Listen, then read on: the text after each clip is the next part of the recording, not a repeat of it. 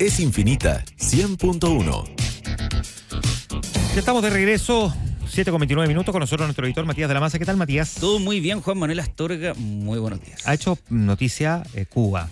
Crisis por la falta de queroseno, el combustible que se utiliza para los aviones, porque básicamente como están bloqueados por combustible, Donald Trump ha amenazado a los países que le vendan combustible a la isla. En la práctica no pueden viajar aviones porque no tienen cómo repostar para poder volver. Hablemos un poquitito de lo que está pasando en Cuba. El efecto dominó de lo que está pasando en Cuba y cómo eventualmente esto ha generado efectos y reacciones también en Chile comienza, como muchas cosas en Latinoamérica durante el tiempo reciente, el 3 de enero.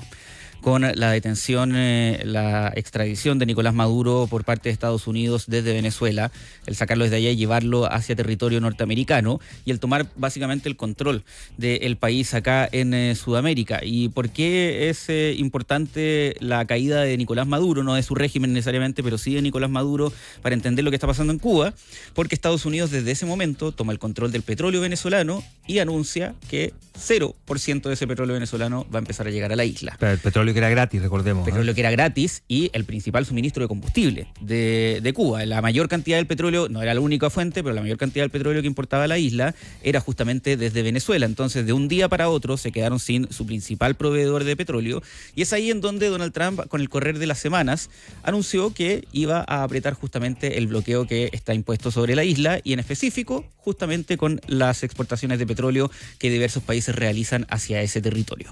¿Cuál es el problema de esto? Que es que Cuba produce solo 1/3 de sus necesidades energéticas dentro del país. Entonces, el bloquearle justamente la importación de petróleo desde otras naciones es quitarle 2/3, el 60% de las necesidades energéticas que tienen, que es lo que se calcula hoy en día que Cuba tiene de déficit en relación a lo que la gente demanda y lo que está siendo capaz de producir.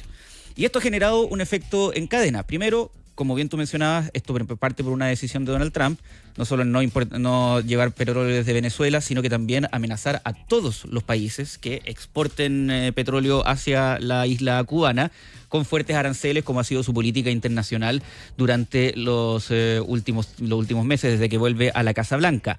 Esto llevó a que incluso socios bien cercanos de Cuba, como México, con un gobierno afín como es el de Claudia Sheinbaum, si bien aseguraran que iban a seguir enviando ayuda humanitaria a la isla, efectivamente cortaran todas las exportaciones de petróleo. Sheinbaum ha asegurado que, y esto le ha valido críticas de lado y lado, esto es lo curioso de la situación, que está haciendo acciones diplomáticas para que México pueda volver a exportar petróleo sin la necesidad de sanciones, y le ha valido críticas por todos los dos lados. Por un lado, desde la oposición asegurando está financiando una dictadura con esto, y por otro lado desde el oficialismo que dicen cediste ante la presión de Estados Unidos y dejaste de enviar petróleo a uno de nuestros aliados estratégicos dentro de la región. Déjame hacer ahí un paréntesis porque podemos explicar que esto no tiene que ver solo con los aviones, tiene que ver mucho con los aviones, pero tiene que ver con un problema que diría que es un poco más transversal.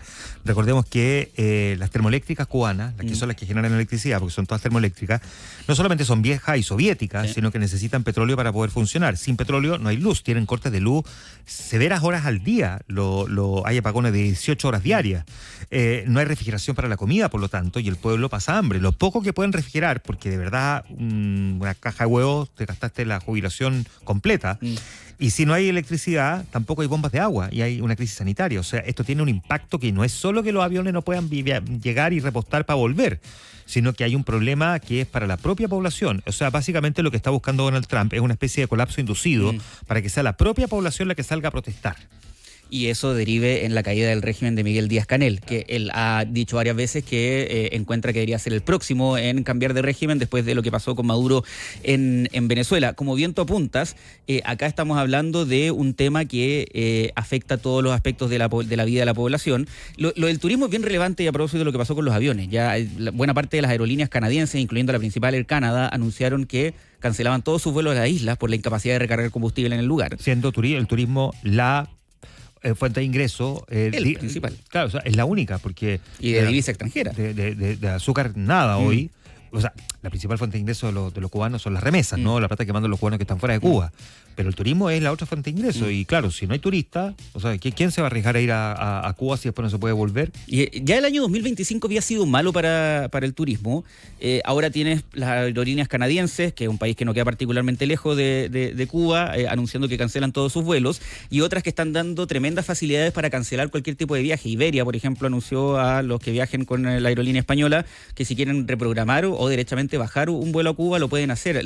Alemania, el gobierno alemán instó a sus ciudadanos a derechamente no viajar a la isla, y eso está generando a que incluso múltiples comercios y hoteles estén cerrando frente a la incertidumbre de si van a tener personas durante esta temporada o no. Y a propósito de cómo esto afecta al mercado laboral, Juan Manuel, bueno, es evidente que sin combustible, por ejemplo, se dificulta la llegada al trabajo. Y en Cuba no todas las personas viven a distancia caminable de su lugar de trabajo. Eso ha llevado a que el gobierno inste a algunas medidas, como el instar el teletrabajo y en algunos casos derechamente cerrar ciertas actividades diciendo no, tranquilos, podemos vivir sin esto, no vengan a trabajar. Claro, porque el teletrabajo tampoco funciona si no hay electricidad. Si no hay electricidad y si no hay internet. Si hay cortes de luz de 18 horas diarias, insisto, vastos sectores de la isla, digo...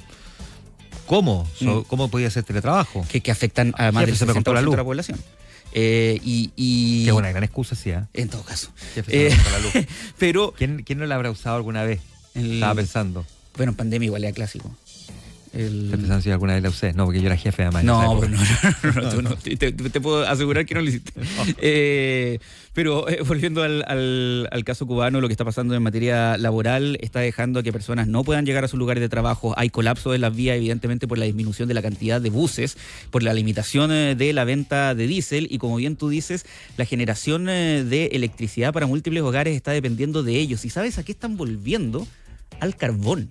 Se están empezando a comercializar bolsas de carbón vegetal para generar... sí, pues son termoeléctricas, termo de calor, ¿no? Exactamente. De generar acumulación de calor. La acumulación de calor libera vapor, y el vapor es el que hace funcionar el dínamo, ¿no? Las aspas que giran y producen electricidad, eso es lo del termo, ¿no?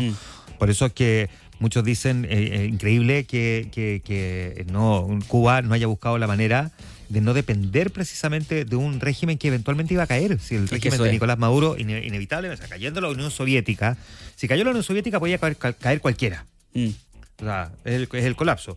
Y esto, permítame el paréntesis, también a uno lo lleva a preguntarse también la postura de la izquierda trasnochada en otros lugares de Latinoamérica, que sigue romantizando la pobreza cubana, además desde la comodidad de sus democracias capitalistas, por decirlo así, donde siguen admirando la educación y la salud cubana, que los 80 efectivamente fueron muy buenas, pero que hoy día están colapsadas por la falta de insumos y por la falta además de profesores, que muchos de ellos, los más jóvenes, ya se fueron. O sea, entonces la verdad es que no sé qué están romantizando, y seguir insistiendo en que todo lo que pasa en Cuba es culpa de Estados Unidos es simplemente no entender si Cuba puede seguir comercializando, y de hecho lo ha hecho con los países de la Unión Europea. O sea, el problema no es el embargo norteamericano. Si la Unión Europea hace rato ya encontró la manera de bypassear el embargo de Estados Unidos, y la Unión Europea no ha dejado caer a Cuba, España por ejemplo, pero España no lo subsidia. Hay un problema sin duda estructural en lo que tú mencionas de la mala calidad de las termoeléctricas y el sistema en general. El seguir funcionando en base a termoeléctricas es sin duda uno de los problemas que explican la falta de suministro energético en Cuba. Ahora, ¿cómo esto, y como dicen los argentinos, cómo afecta esto a Boca? ¿Cómo afecta esto a Chile? Bueno, le ha generado un nuevo roce al interior del oficialismo al presidente Gabriel Boric. ¿Por qué? Porque el Partido Comunista el día de ayer salió en masa, a medida que se empezaron a agravar los apagones en Cuba, a solicitar que Chile se sume a los países que envíen ayuda humanitaria a la isla. Ayuda humanitaria desde insumos médicos hasta alimentarios e incluso personal, para ayudar frente a lo que se está viviendo en el territorio caribeño. Aseguran, por ejemplo, el senador Daniel Núñez, que Cuba envió ayuda a nuestro país para el terremoto del año 2010 con personal médico, entonces que llegó el momento de, comillas, devolver la mano. Recordemos que esto se suma a la defensa corporativa, geopolítica, ideológica que realizan dos personeros del Partido Comunista la semana pasada, Hugo Gutiérrez y Juan Andrés Lagos, a Cuba, asegurando que nadie que cuestione a Cuba y lo califique como una dictadura puede ser militante del Partido Comunista. Y en ese sentido después emitieron duras críticas al presidente Gabriel Boric, asegurando que básicamente cedió ante todas las presiones de Estados Unidos. La Cancillería no se ha pronunciado respecto a la actual situación de la crisis cubana. Recordemos que sí, el presidente Boric sido, si bien crítico también en múltiples ocasiones de Cuba y del régimen de Miguel Díaz-Canel, también ha sido crítico el embargo estadounidense. Sí. Ahora, no se ha referido a ninguna de las dos cosas durante los últimos días. No se ha referido a la situación cubana, ni a la situación del régimen democrático, ni tampoco se ha referido al embargo estadounidense. En general, da la impresión que si bien, y hay que reconocer que el presidente ha sido de una línea en este sentido durante su gobierno, independiente de las posiciones que puede haber tenido en el pasado, la situación de Cuba me da la impresión, Juan Manuel, que siempre ha sido más incómoda para él que, por ejemplo, Venezuela. Evidente, porque a ver, aquí hay varias cosas. Efectivamente, el cubano que vive en Estados Unidos ya sabemos, digamos, cómo vota, ¿no? Pero al mismo tiempo sabemos cómo es el cubano en Cuba.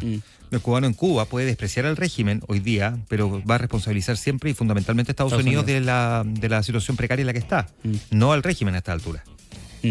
Lo cual explica lo difícil muchas veces que es referirse a estas situaciones desde nuestro país. Pero como mencionaba, de momento la Cancillería no ha emitido declaraciones respecto a esto, ni tampoco ha respondido el gobierno, aunque me imagino que en algún minuto le irán a preguntar, sobre todo a la vocera, en las vocerías tradicionales que realiza, respecto a estos nuevos emplazamientos del Partido Comunista a ir en ayuda del régimen cubano, algo que sin duda, si tuviera que adelantar, me da la impresión que el gobierno va a tratar de hacer el kit de la mayor